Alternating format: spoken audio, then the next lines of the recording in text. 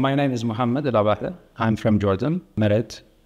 I have 2 kids. Since 2017, I've been serving as a magistrate judge. Before becoming a judge, I worked as a lawyer, specialized in intellectual property, prosecution and litigation, as well as FedEx contracts and power purchase agreements, including renewable energy. I am honored to have this opportunity to be part of this LLM program at BYU Law School.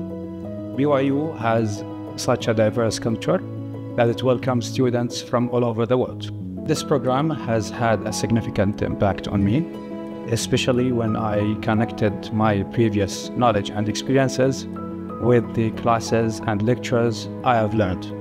This program has provided me the necessary foundation to pursue my academic objectives. Upon returning to Jordan, I believe I will be equipped with more knowledge and skills to serve my country and its judicial system. Moreover, I will encourage my colleagues to apply to this scholarship.